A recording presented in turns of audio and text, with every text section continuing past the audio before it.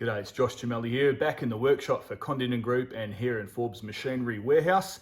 And last time we looked at a range of just basic essential tools for your electrics toolkit.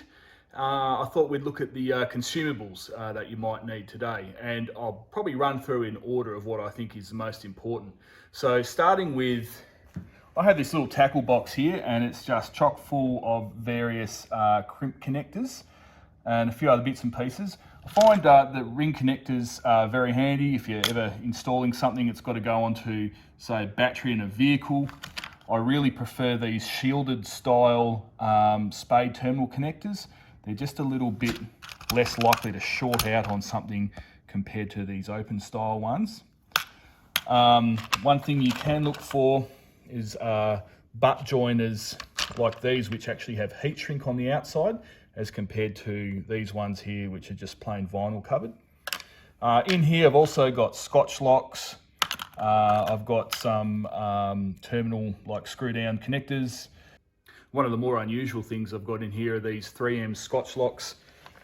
They basically have like a gel grease type of thing inside them. You stick the wires in there, you don't even have to strip them, and then you just squash that down with the pliers. These are really good for situations out in the weather, or irrigation solenoids or things like that. So I have a few of those in there. I think the next handiest thing, good old roll of insulation tape. Don't buy cheap stuff, get good stuff. This liquid electrical tape is also pretty handy. A little bit hard to find, but it's really good for some applications. I don't think it replaces electrical tape, but it's really good. So if you need to repair some wiring, or where the insulation has been damaged or something like that, you can paint over with that, or a bit of paint on a connector or something where you need to keep the weather out. Probably worth having a little tin of that. I always keep a fair bit of spare wire in my kit, so obviously a little bit more than that. Heat shrink in all shapes and sizes. You can either buy it in long lengths or pre-cut into sleeves. That's absolutely essential, I find. I've always got solder for the soldering iron, and I use a butane powered soldering iron, so I always have a little gas top-up cylinder. And cable ties are very, very handy. So I've usually got a couple of sizes of cable ties. Incidentally, I'll leave them in the bag. I'll put a little slit in there, and then you can just reach in and pluck one out as you need it. It's a pretty handy way instead of opening the bag. A couple of more obscure little bits and pieces that I have in my kit. These cable tie mounts. So they've got an adhesive backing on them.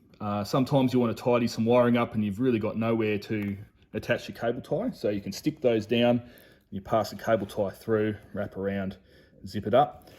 These ones have actually got holes in them too, so you can put a screw through that.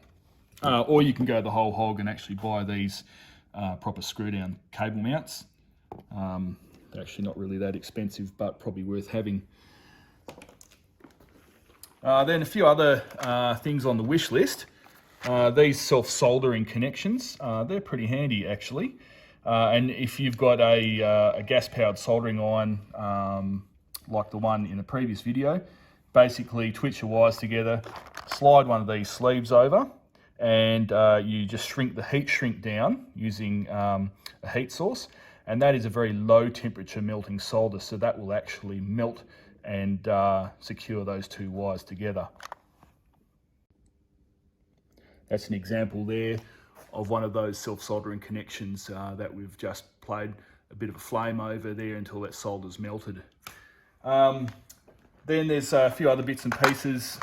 These Scotch locks, look, they're not the most reliable connection method in the world, but when you've got to attach a wire to an existing connector, you can put the wire inside there, close it up with the pliers, and these particular types have a spade connector which then attaches there, rather than actually putting two wires side by side and closing the traditional Scotch lock over the top.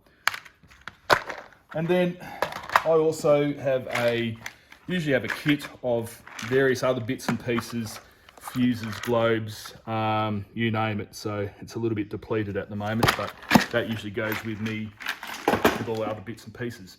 So I'm sure there's a few other bits and pieces out there that probably deserve to be in that kit, but that usually gets me out of trouble for most jobs. Thanks for watching. you.